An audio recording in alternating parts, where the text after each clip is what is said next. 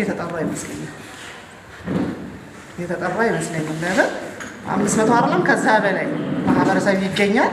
እንጠያየቃለን። የምትመልሱትን ትመልሳላችሁ፣ ማትመልሱትን ለሚመለከተው አካል ታስተላልፋላችሁ የሚል ከዚህም በፊት መድረኩ ስለተዘጋጀ ስለምናውቅ ማለት ነው። እኔ ማነሳው ሀሳብ ምንድነው? ወረዳ 6 ላይ ብዙ የመልካም አስተዳደር ችግር ተፈቷል። ከ50% በላይ ተፈቷል። ለምን የሚታይ ነገር ስለሆነ ማለት ነው። ያልተፈቱ እንዳሉም ደግሞ እናምናለን። በይደር የተቀመጠ ያው ሁሉ ነገር በአንድ መፈታት ስለማይችል ማለት ነው። በተስፋ እንጠብቃለን ይፈታል በሚል በመጀመሪያ ደረጃ እንትን የምለው ነገር ቢኖር ዴኬር ላይ ነው።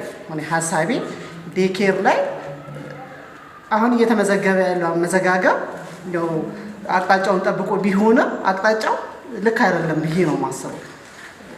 ብዙ የድሃ እናቶች ልጆቻቸውን እዛ ቦታ ላይ ማስመዝገብ አልቻሉም።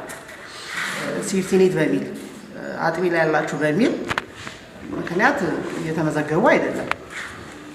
የተወሰኑ ባለሀብቶችም እየተመዘገቡ ያለበት ሁኔታ ስላሉ አከራዮችም ተመዝግበዋል። ቤት የሚያከራዩ ገቢ ያላቸው ሰዎች ስለተመዘገቡ እዛ ላይ የሆነ እንትን ብትሉ ምችሉ ከሆነ ለሚመለከተው አካል ቢያንስ ሴፍቲኔት ላይ አሁንም አቅመ ደካማ ሆኖ ሴፍቲኔት ላይ እየሰራ ግን አቅመ ደካማ የሆነች እናት ስላለች ማለት ነው የምታስተካከሉት ነገር ቢኖር ከላይ። ሁለተኛ ላይ ምንድነው የመሬት ጉዳይ ነው። እናንተ የምትችሉ ከሆነ ትመልሱልናላችሁ፣ ማትችሉ ከሆነ ለሚመለከተው አካል ታስተላልፉልናላችሁ። ወረዳ 6 ላይ በልማት የሚነሱ ቀጠና 4 ብሎክ 12 ላይ ማአት